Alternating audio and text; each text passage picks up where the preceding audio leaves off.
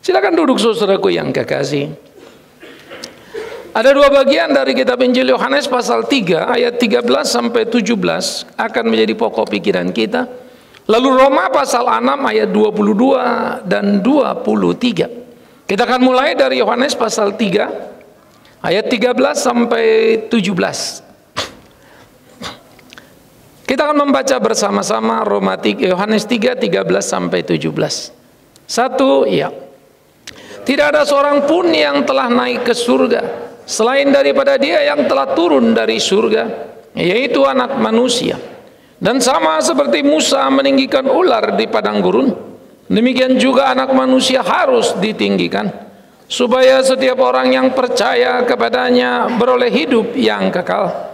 Karena begitu besar kasih Allah akan dunia ini, sehingga Ia telah mengaruniakan anaknya yang tunggal, supaya setiap orang yang percaya kepadanya tidak binasa, melainkan beroleh hidup yang kekal.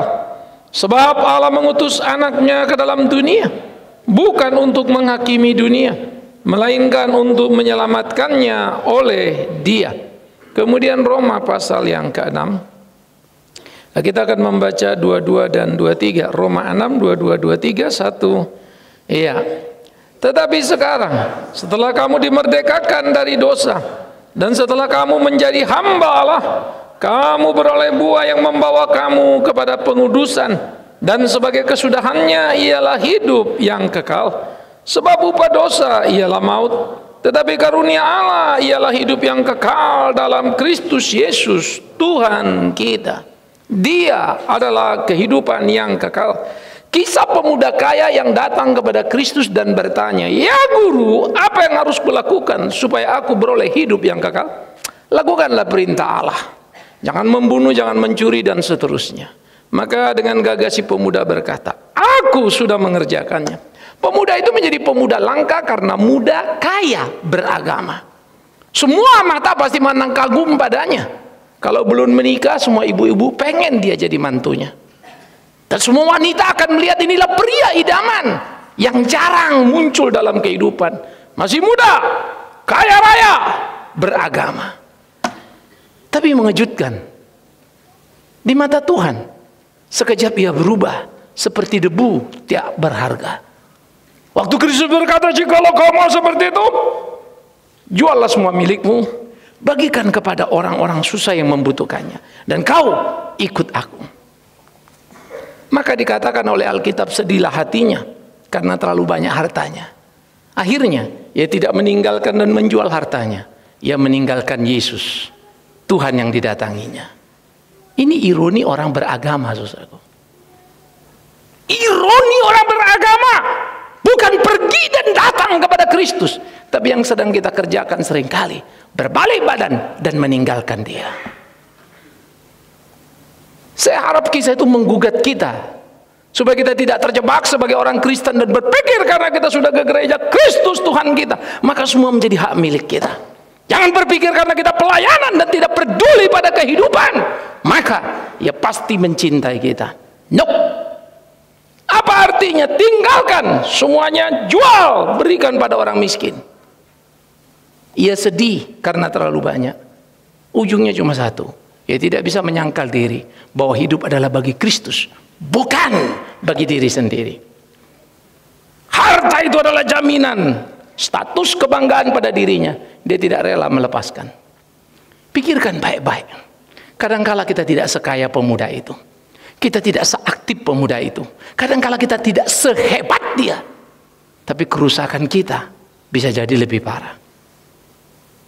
Bagaimana mau bertuhan dengan cara seperti ini?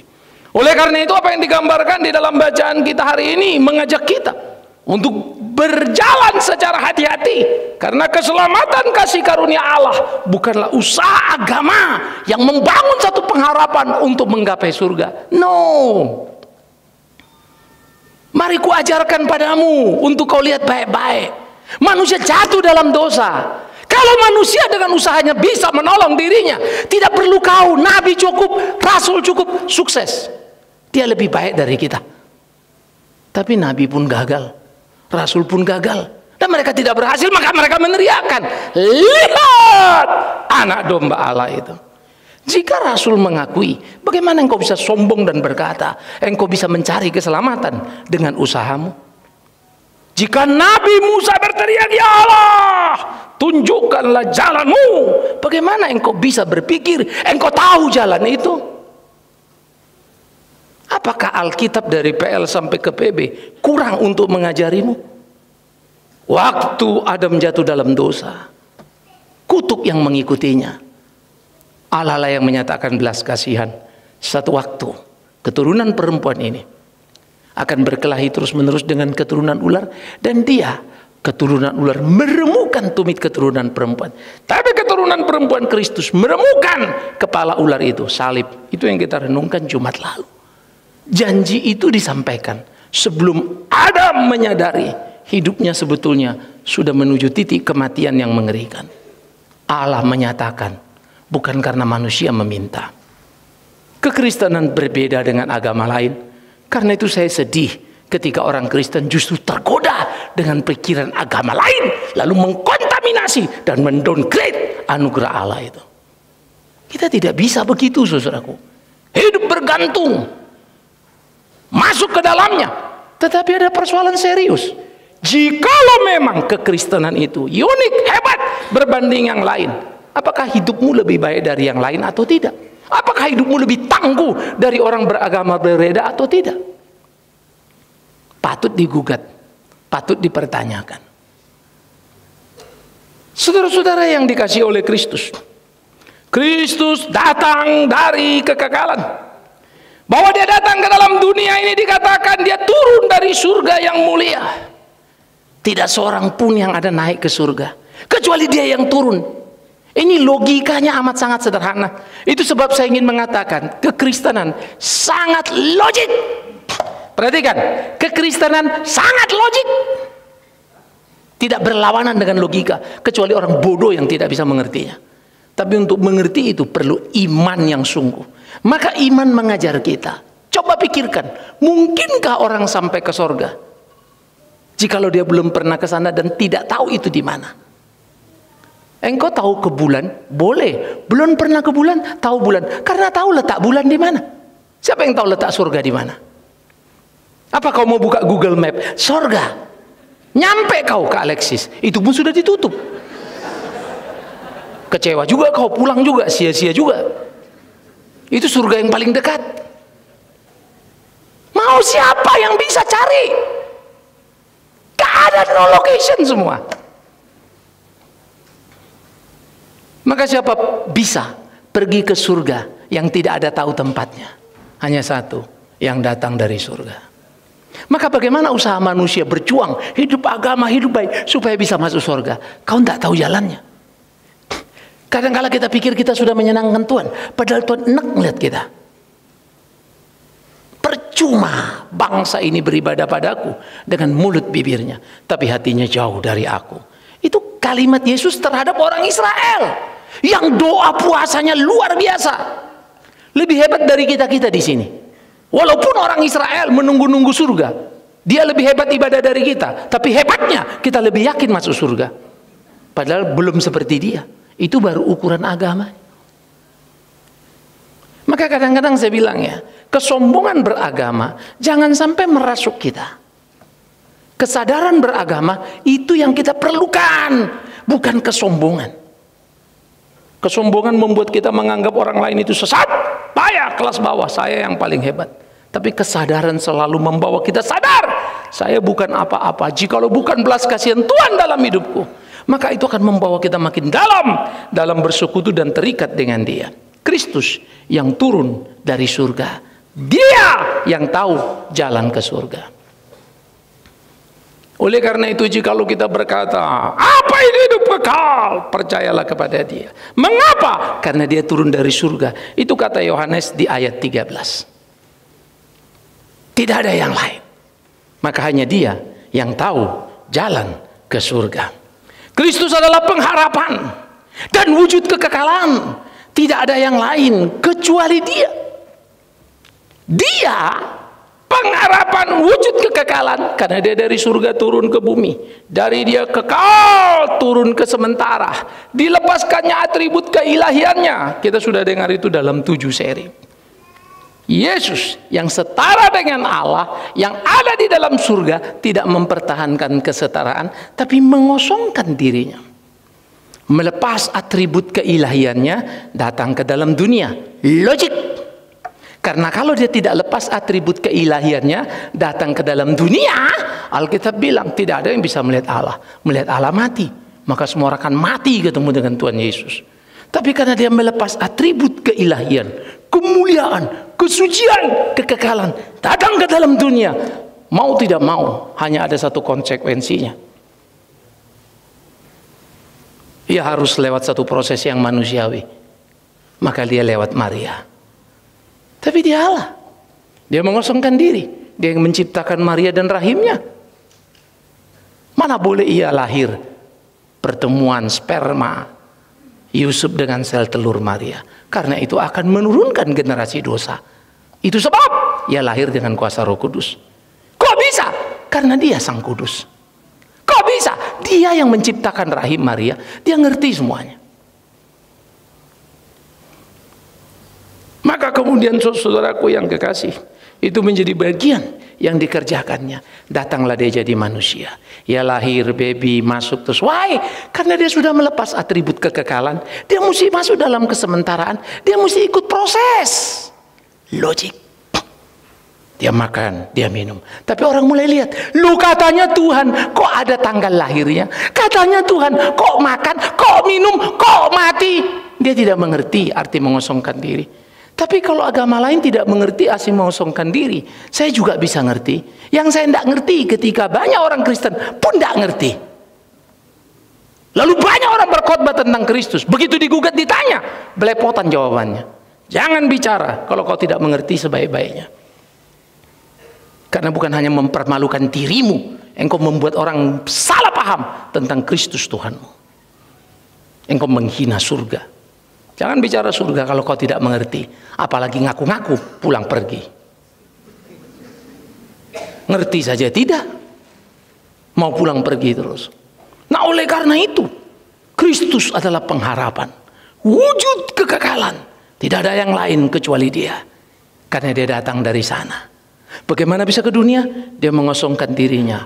Dia lepas atribut keilahiannya. Dia datang menyatu dengan manusia. Hidup seperti manusia. Dan ia mati. Maka pada waktu dia mati, logika hukum bekerja di sana. Kenapa manusia dihukum? Karena Adam tidak berdosa, diciptakan Tuhan, bikin dosa, mati. Tidak berdosa, bikin dosa, mati. Siapa yang bisa membereskan dosa? Cuma satu. Jikalau ada orang tidak berdosa, dihukum, baru impas. Tidak berdosa, bikin dosa, dihukum. Logik. Maka itulah kita manusia. Perlu satu orang tidak berdosa, tidak bikin dosa, tapi dihukum mati. Siapa? Nabi? Tidak bisa, semua pendosa. Rasul? Semua pendosa. Nabi sama Rasul sama rendah hatinya. Yang sombong itu pendeta zaman sekarang, yang rasa dirinya paling suci, paling hebat. Jangan katakan kesucianmu, jangan katakan kesungguhan imanmu, tapi biar orang melihatnya dan mengakuinya. Buat apa yang kau bilang? Aku beriman, aku sungguh, aku percaya. Tapi orang bilang bingung. Katanya begini, tapi kok begitu hidup? Biarkan orang melihat dan mengakui. Iman itu bekerja. Apakah engkau anak Allah? Tanya Pilatus. Yesus memandang dan berkata, engkau sudah mengatakannya. Ia tidak bilang, betul, ini buktinya, KTP-nya, ininya, itunya. Saya datang dari surga, ini referensi dari Bapakku. Lalu dia tunjuk surat tugasnya. Enggak. Kau sudah mengatakannya. Apa kau tidak lihat hidup hari-hariku? Itu kalimat bagus. Ahli Taurat itu sebetulnya mereka merasa jengkel karena mereka tidak bisa menggugurkan tiap kalimat Yesus. Habis yang dia omongin, dia lakukannya. Sementara ahli Taurat ngomong tapi tidak melakukan. Lalu dibongkar, jengkel lah, marah lah. Jalan satu-satunya, bunuh dia. Maka kebencian agama membunuh dia. Itu jalan Allah, mengkoreksi sekaligus memperbaiki. Pertama, dia perbaiki penebusan dosa. Manusia ditebus dosanya. Dengan dia sang suci, tidak berbuat dosa, tapi dihukum mati. Maka substitusi, hukum, logik kan? Adam tidak berdosa, tapi bikin dosa, hukum mati. Oke, wajar nih. Yesus tidak berdosa, tidak bikin dosa, dihukum mati. Inilah menebus kesalahan si Adam, ditanggung Kristus. Jadi bagaimana manusia bisa ke surga? Gak ada yang lebih logik dari hal seperti ini. Mau beradu pikiran, mari. Pahami baik-baik. Banggalah dengan kekristenanmu. Maka Kristus yang sudah menebus dosa ini, Kristus yang sudah menanggung dosa ini, membawa manusia hidup dan mengenal Dia. Sekaligus Dia koreksi agama. Kenapa? Agama tepuk dada, kami paling hebat, kami paling luar biasa, kami jalan ke surga. Ini loh. Siapa yang membunuh Yesus? Agama. No. Kau pun penjahat. Kau tidak lebih dari bapakmu, setan iblis itu. Ngeri ya. Akhirnya agama terus membuktikan diri dari waktu ke waktu, berkelahi dan menjadi alat perpecahan paling mengerikan. Keributan sosial ada buntu waktunya. Keributan politik hari ini kelahi, bisa besok damai. Tapi keributan agama sampai kau bunuh-bunuh, anak cucu lahir pun masih ribut terus. Agama itu paling menajiskan. Karena itu jangan pernah hanya beragama Kristen, tapi jadilah Kristen yang sesungguhnya itu. Bukan cuma baju agama Kristen, tapi hatimu dan hidupmu yang kau serahkan, kau taklukkan kepada Dia. Oleh karena itu saudara, hidup kekal bukan usaha, hidup kekal bukan agama, hidup kekal bukan soal keyakinan. Hidup kekal adalah anugerah Kristus sang kekal yang diberikan kepada kita si sementara ini. Hidup kekal adalah anugerah Kristus yang suci diberikan kepada kita yang hina ini. Hidup kekal datang dari Dia, sang sempurna, kepada kita yang tidak sempurna ini. Tidakkah seharusnya kita bersyukur atas itu? Maka tidak heran kalau Yesus bilang, hendaklah engkau sempurna, sama seperti Bapakku sempurna. Karena kuasa surga sudah ada pada dirimu. Karena aku sudah menebus dosa-dosamu. Karena aku sudah melakukan apa yang harus kulakukan untuk engkau diselamatkan, dihidupkan. Pertanyaannya, mungkin kita jawab, yes, aku percaya. Bukan hanya itu. Bagaimana aku tahu kau percaya jika aku tidak melihatnya? Lakukanlah. Koma, jangan lagi berbuat dosa. Waduh, saya kalau baca Alkitab itu terpukul berat. Karena saya berpikir satu waktu sudah terlalu banyak yang saya pikirkan. Tapi kalau saya lagi sadar duduk merenung, saya tersentak. Sebetulnya tidak terlalu banyak yang saya kerjakan. Bahkan masih terlalu banyak waktu untuk kenyamanan dan kenikmatan diriku ketimbang pengabdian kepada Tuhanku. Gelisah batin ini. Makin dalam, makin pahami. Waduh, rasanya God, tolong aku. Karena itu celakalah orang yang berhitung tenaganya melayani Tuhannya. Celakalah orang yang berhitung uangnya dalam melayani Tuhannya. Apalagi mencari uang dari pelayanan Tuhan. Biarlah semua orang memberikan hidupnya, jiwanya, apalagi cuma dompetnya untuk Tuhannya. Kan itu mencari Tuhan bukan bagaimana mencari uang. Bahkan waktu kalian kerja, entah kalian profesor, entah kalian doktor, entah kalian saintik, entah kalian pebisnis, kau tahu kenapa Tuhan berikan berkat padamu? Supaya kau punya kesempatan melayani Dia, menolong orang yang susah di sekitarmu, pembantu di rumahmu, supirmu, beri mereka masa depan yang Tuhan sudah berikan padamu. Sekolahkan anaknya, bereskan. Kenapa tidak? Kalau memang kau Kristen, jangan hanya cintai dirimu, cintai sesamamu manusia. Itu ajaran Kristus. Seperti engkau mencintai dirimu, itu ukurannya. Terlalu mudah bukan? Sangat logik. Kau tahu apa yang kau lakukan? Pak, saya gimana ya mencintai sesama? Gimana kau mencintai dirimu? Kalau sampai kau tidak tahu kau mencintai dirimu bagaimana, ya tidak usah kau cintai sesamamu. Karena sudah mati kau. Bagaimana mungkin kau tidak tahu bagaimana mencintai dirimu? logik, ukurannya itu clear banget, jelas benar. Maka orang yang sudah dapat hidup kekal, apalagi yang ditakutkannya? Uang hanya menjamin hidup kesementaraan. Rumah, aset, mati nggak dibawa juga. Kecuali kau bisa memindahkan kaplingmu di sini ke surga sana. Patut juga kau tambah banyak-banyak ya, supaya bisa bangun villa kita di surga. Tidak ada yang bisa dibawa. Saya suka kalimat Ayub. Aku datang telanjang, mati apa? Telanjang. Mati nggak bawa apa-apa, mati nggak bawa apa-apa. Ya, nanti pulang pikir baik-baik ya, khususnya yang terlalu banyak tabungannya. Ayo ke Kalimantan, kerjakan itu. Jangan kau kasih sama aku, Pak Bigman, kayaknya iya betul, ini perpuluhan saya buat Bapak. No, aku tidak perlu itu. Tapi aku rindu engkau punya hati jiwa. Pak, iya betul, saya mau kerjakan ini, mau kerja tolong ini, bantu ini. Biarlah Tuhan dipermuliakan. Wow, indah sekali. Itu hidup, saudaraku. Saya merasa hidup saya sangat hidup. Saya bahagia, bukan karena apa yang saya punya, karena kesempatan yang diberikannya untuk saya kerjakan melayani dia. Namun pada titik tertentu saya harus duduk diam dan merenung. Masih terlalu kurang yang saya kerjakan. Oleh karena itu, tidak ada seorang pun yang pernah pergi ke surga, kekekalan, kecuali Kristus yang datang dari surga, dari kekal itu. Dan tidak akan ada satu manusia pun bisa ke sana, ke surga yang suci, karena manusia pendosa. Itu sebab dia, sang suci, turun ke dunia berdosa, bereskan dosa, baru bawa kita ke surga. Kita dimandikan dulu di sini. Ya.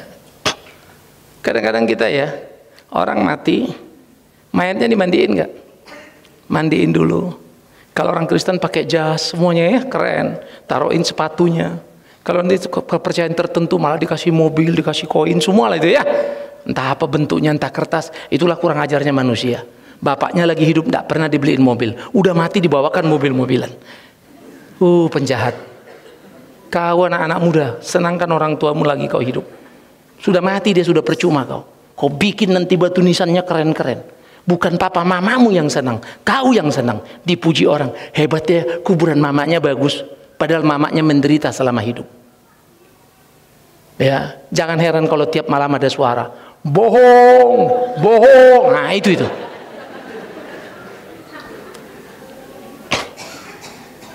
Dia sang mulia turun sini, bersihkan.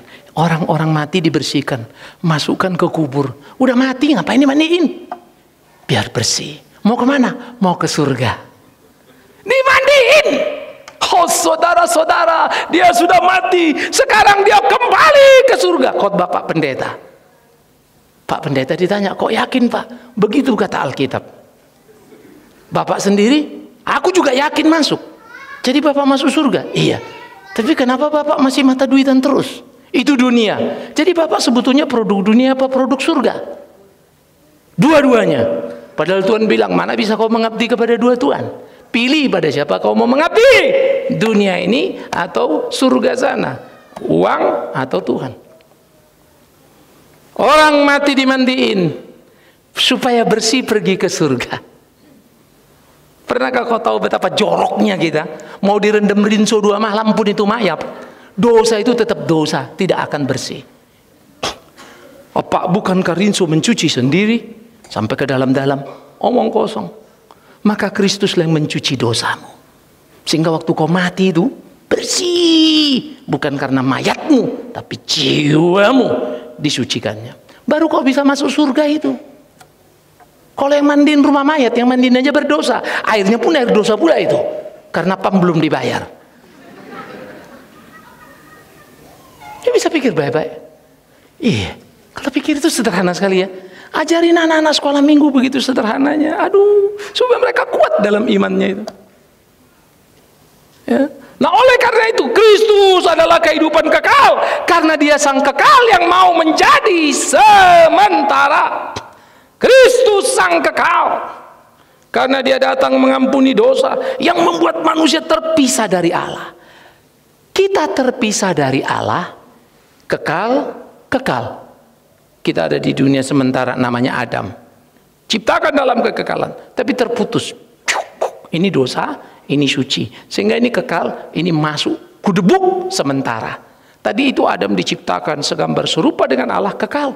Bikin dosa, umur Adam kurang lebih 1000 tahun. Lalu zaman Nuh, Tuhan bilang, manusia ini makin hari makin brengsek. Tidak mau lagi aku, cukup 120. Tuhan itu baik, dibikinlah manusia umur 120. Kenapa? 120 saja sudah banyak dosanya, apalagi 1000. Habis itu nanti Musa datang. Manusia hidup paling 70-80 tahun. Lebih dari itu apa? Kesusahan, kesulitan. Betul itu. Kalaupun kita dapat 100, datang orang, kita mesti kerja keras untuk ingat-ingat. Ini siapa ya? Ini siapa ya? Ini siapa ya? Begitu ingat, orangnya udah pergi. Kadang ya, maaf loh, saya itu kalau di mall aja ya, Pak Bingman, semua orang datang. Maka kalau kalian ketemu, tolong sebut namamu ya. Udah ngomong-ngomong setengah jam selesai. Kok yo seru banget ngomong. Udah pergi dia, istriku nanya, siapa Pak? Aku juga nggak tahu. Lah tadi lo ngomong seru amat setengah jam. Ya dia seru, aku seru. Sambil aku mikir, dia pergi, aku nggak dapat juga. Mau nanya nggak enak. Inilah orang Indonesia kan. Nanti nanya katanya kurang santun. Supaya santun ya kita diam aja. Ini kita bingung, anak kita bingung, malah anak-anak kadang-kadang suka ini coba lihat deh, Bapak ngomong pasti dia nggak tahu. Rupanya mereka sudah doakan juga ya supaya saya tetap tidak tahu. Miris ya. Jadi kita bilang saudara-saudara yang kekasih, Dia ampuni dosa kita, maka kita yang tadi ini segambar serupa yang putus ini hanya disambung oleh Yesus. Itu istilah Yesus pengantara. Supaya bisa pengantara ini komplit, nah ini dibereskan. Karena manusia ini kan mau dibawa ke sorga. Mana boleh dosa masuk ke tempat suci. Maka ini dibereskan oleh darah Kristus masuk. Lalu ada orang bilang, oh enggak Pak, itu ditimbang-timbang. Mana berat dosa atau pahalanya. Nanti kalau berat pahala, maka dia masuk sorga. Karena ringan dosanya. Bisa kau bayangkan, kalau itu 2 juta orang, anggaplah 9 kilo pahalanya, cuma 1 kilo dosanya. Tapi 1 juta, hanya 1 juta kilo ada dosa ngumpul di surga. Besar kali itu gunungnya. Bisa ngerti? Sedikit dosa masuk surga. Surga itu jadi dosa. Padahal mesti suci. Siapa yang bisa suci 100%? Hanya satu. Disucikan yang suci 100%. Siapa yang suci 100%? Kristus itu. Maka dari sini sementara kita dibawa ke dalam kekekalan menjadi produk yang sudah dicuci, dibersihkan sesuai dengan standar surga. Nah, itulah kita dibawa. Yesus membereskan semuanya. Tapi untuk itu bayarannya berat. Dia harus mati di kayu salib. Maka sekarang menjadi persoalan serius bagi kita. Karena dia menganugerahkan kekekalan. Maka kekal itu bukan usaha agama. Ingat, itu anugerah. Dan jikalau engkau percaya Kristus adalah sang kekal yang sudah menganugerahkan kehidupan kekal kepadamu, maka pikirkanlah baik-baik. Kekal surga itu sementara di sini. Maka kesucian menjadi gugatan dan tuntutan. Hiduplah suci, tidak mendua hati. Saya suka Calvin memakai istilah. Pada waktu suci itu, kamu lihat di sana ada kotak, lalu ada titik, kamu pegang panah. Kalau pelatih yang baik dia bilang, sudah lihat ada? Apa yang kau lihat? Ada pohon, jangan lepas anak panahmu. Apa yang kau lihat? Kotak, jangan lepas anak panahmu. Apa yang kau lihat? Hanya 1 titik, lepas. Artinya dia sudah fokus. Tidak ada lihat yang lain. Cedap! Anak panah itu menancap pada titik itu. Tepat. Tidak meleset dikit pun. Itu suci. Kristus mau apa dari kita? A, B, C, D. Dia ajarin jangan gini, jangan gitu. 100% suci. Jangan meleset. Maka bahasa Alkitab, tidak boleh ditambah, tidak boleh dikurangi. Ya untuk ya, tidak untuk tidak. Sesederhana itu. Ayo. Mudah mana untuk bilang ya adalah ya, tidak adalah tidak, atau ya plus plus, tidak plus plus. Hah? Kalau mau jujur sama bohong sebetulnya lebih mudah mana? Halo? Lebih mudah mana jujur dan bohong? Hah? Kencang dikit bunda? Berarti kau belum bisa bedakan jujur dan bohong. Memang aku tahu kau paling suka bohong. Tapi jangan kau bilang bohong lebih mudah. Lebih mudah jujur, tapi kau lebih suka bohong. Karena jujur, ya kalau ini ada cewek kita, sorry ya pacar kita ini, yuk dandan, gimana? Jelek, ngamuk dia kan? Padahal memang jelek. Itu bagaimana dong? Nah, terpaksa kita bilang daripada putus, kita bohong deh. Cantik sih, wah lu luar biasa lu, kayak bintang film gitu ya. Dilihat dari jarak 25 km. Wah bagus, keren. Oh dia seneng. Padahal kita mesti tambah-tambahin bumbunya ini. Susah kan? Yang lebih gampang bilang dia jelek. Resikonya yang susah. Begitu jelek, putus. Jangan kembali lagi. Kembalikan persembahan yang kemarin. Hadiah ulang tahun, balikin. Mati nggak kamu? Lebih mudah kamu ngomong jujur, tapi risikonya berat setengah mati. Lebih sulit ngomong bohong, tapi memang no risk. Jadi risiko terhindarkan. Kalau kalian pilih asuransi paling bagus apa? Halo? Just risk atau all risk? All risk. All risk lebih bagus ya. All risk berarti kan semua barang kita itu diganti kan? Sebetulnya kebenaran itu preminya all risk. Jadi kalau kau suka asuransi all risk, kebenaran pun harusnya kamu suka. Kenapa enggak sih? Soalnya beda Pak. Kalau all risk itu Pak, ini mobil kita Pak, rusak diganti semua. Tapi kalau kebenaran all risk, risikonya kita semua Pak, bukan mobil. Kita dimaki-maki orang nanti, gara-gara saking jujurnya. Digoblok-goblokin nanti kita. Demi Tuhan yang hidup. Mungkin orang membodoh-bodohimu, tapi Tuhan pasti pelihara kamu. Dan saya selalu percaya orang jujur tidak bodoh. Orang jujur, dia terus belajar. Untuk jujur itu mahal.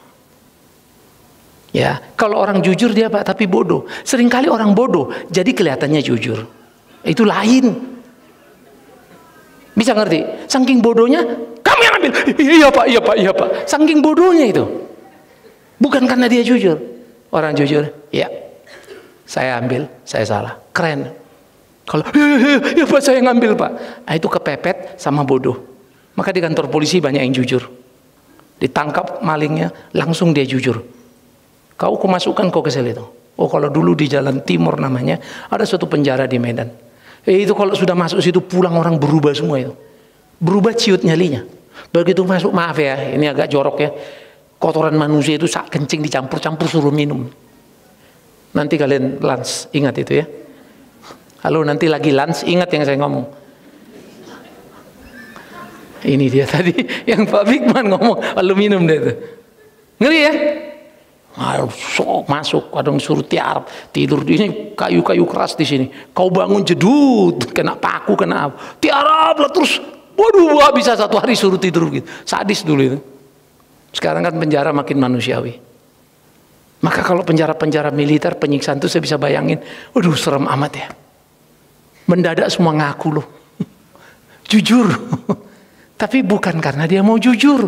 Udah nggak kuat disiksa. Beda itu. Tapi orang jujur yang memang mau jujur, dia kuat menanggung derita. Beda. Jujur. Gara-gara jujur dihukum, saya terima. Lain.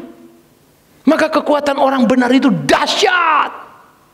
Penderitaan pun bisa ditanggungnya dan dikatakannya, memang aku yang salah. Waduh. Keren sekali itu. Ya, oleh karena itulah kita penting memandang surga itu bernilai tinggi, bukan asal, bukan abal-abal. Surga kekal, surga suci, maka sucilah hidup kita. Kekallah semangat kita. Semangat kekal maksudnya gimana Pak? Jikalau kau mati, jangan pernah pusingkan matimu, tapi pusingkan hidupmu. Bagaimana kau hidup? Karena kalau mati cuma ganti baju, dari sementara pindah ke kekal. Kan itu saja sebetulnya bahasa Alkitab. Maka jangan pernah pusing dengan matimu, pusinglah dengan hidupmu. Saya mau pergi berobat, pompa jantung saya sudah sisa 10%. Aku tak mau kalah, bagiku ini kesempatan. Ayo jalankan terus apa yang mesti kita jalankan. Entah kalau kau mati gara-gara itu Pak gimana? Ya udahlah mati ya mati, mau diapain? Toh kemarin hari Kamis satu orang telepon saya, Pak Bigman, boleh nggak minta waktu? Ini ada anak kecil. Mendadak ketahuan sekarang ada tumor di paru-parunya terus neken. Anaknya lagi koma. Saya bilang oke. Cuma saya memang siang ini agak rapat ini itu segala macam gitu. Sebetulnya saya agak sulit juga, agak berat juga karena kegiatan saya mesti nguber semua ini urusan. Karena Kamis besok mau berangkat. Terus besoknya kan Jumat Agung belum lagi terus yang lain. Oke saya bilang, saya mampir ke RSCM. Ya. Jadi saya naik. Berikutnya saya mesti kerjain ini itu, jadi saya naik. Anak itu ada tindakan di sebelahnya lagi, jadi nggak bisa masuk ke ruang ICU. Saya panggil orang tuanya, boleh nggak kita doa di luar? Kita doa, saudara. Anak umur 6 tahun. Saya share sedikit tentang saya, sakit saya juga mau pergi.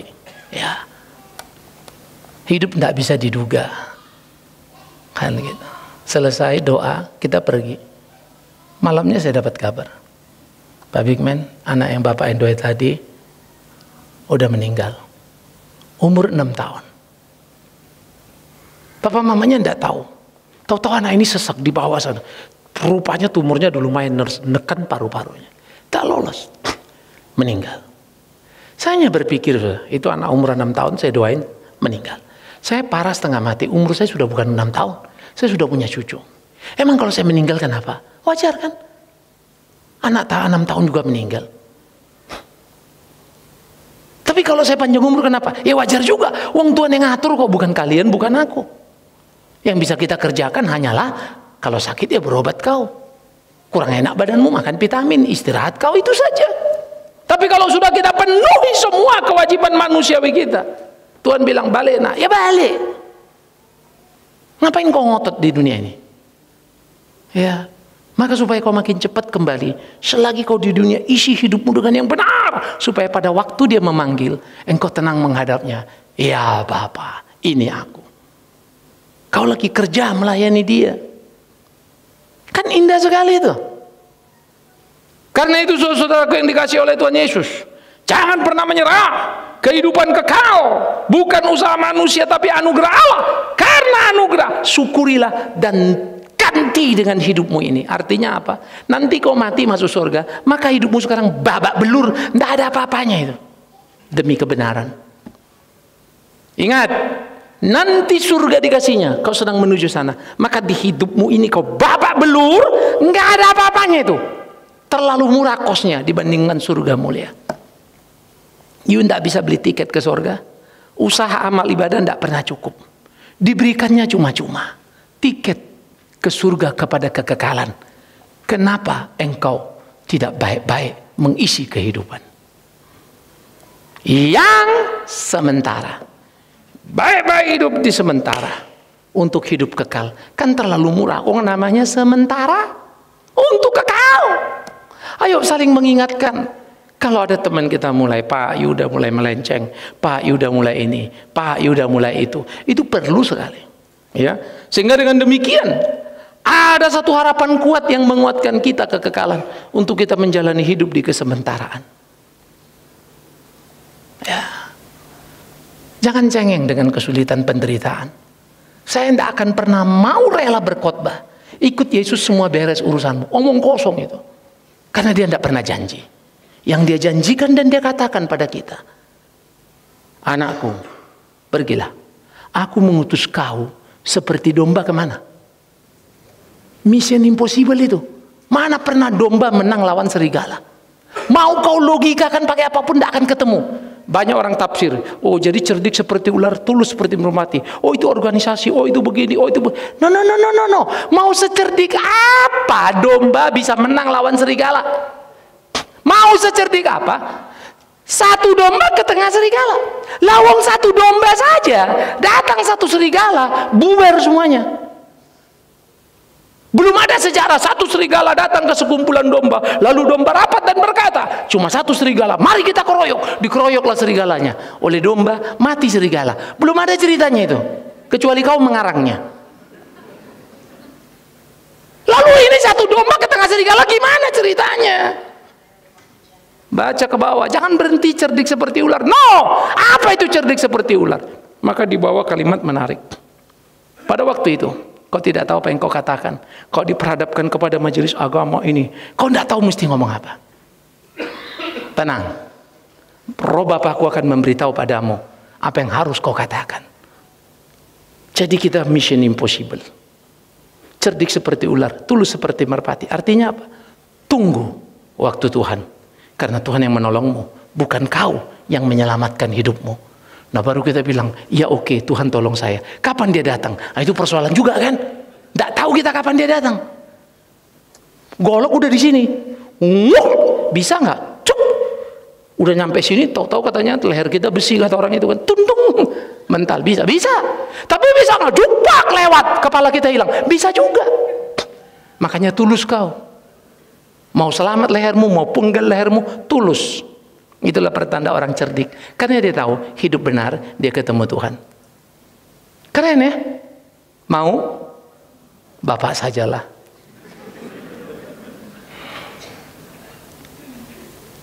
Ayo dong, hidup kekal kan sudah diberi. Oleh karena itu, hidup kekal. Ingat, itulah dasar hidup bahagia di dunia ini. Menderita karena kebenaran. Thanks God. Rasul-rasul ditangkap, disesat, dipenjara, Petrus dan kawan-kawan. Keluarlah mereka dari penjara. Rasul itu bergembira karena mereka bisa merasakan penderitaan karena Kristus. Gila ya. Yuk baca kisah 5 kisah. Lalu baca lagi surat Paulus. Aku bersyukur boleh menderita karena dia. Genteng nih orang. Kok bersyukur menderita karena dia? Sekarang gereja bilang, ikut Yesus semuanya beres. Buktinya saya saudara. Rumah saya dulu di tanah tinggi. Sekarang Highland Residence. Wah keren kan. Rumah saya dulu di Menteng Pulau. Sekarang Menteng beneran. Terus kenapa kalau rumahmu pindah? Mobil saya dulu Mikrolet, sekarang mobil Mercy. Terus kenapa kalau Mercy? Puji Tuhan kau punya mobil bagus. Puji Tuhan kau punya rumah bagus. Tapi bukan itu bahagia hidupmu. Jika Kristus ada di situ, yes.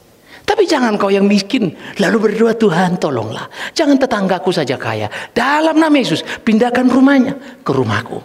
Itu pencuri itu. Kau pegang mobilnya dalam nama Yesus jadi mobilku. Penjahat kau. Tuyul Kristen itu namanya. Tak boleh begitu. Bahagialah dengan hidup kekal. Amin. Dia sudah berikan. Mau apa lagi kamu? Maka pulang bahagia dirimu. Kalau guru ngajar baik-baik. Tuhan kuatkan kamu. Jangan ambil yang apa bukan jadi milikmu. Ya, Tuhan sertai, Tuhan berkati. Dan hidup beribadah harus diikuti hidup yang berubah. Perhatikan. Hidup yang beribadah harus diikuti hidup yang berubah. Sama-sama. Satu, ya. Hidup yang harus. Oke. Nanti suami bilang, aduh kau berubah sekali, Ma. Kenapa? Biasanya kau tenang. Sekarang kau jahat sekali. Kau cubiti aku terus. Jangan begitu berubahnya. Ma, aku lihat kamu lain. Kamu dulu gini-gini. Sekarang kamu lebih sabar. Pa, aku lihat kamu beda loh. Kamu dulu kalau ngomong susah aku percaya. Sekarang belum kau ngomong, aku sudah percaya. Ih keren. Berarti karena perilaku suaminya kan udah berubah bener ya. Ada lain Pak sama yang dulu gitu ya. Kalau dulu dia pergi kok deg-degan aja, kalau sekarang beda. Ya, Tuhan tolong kita, Tuhan pimpin kita. Ya, biarlah kita maju terus melayani hari-hari kita. Kita berdoa.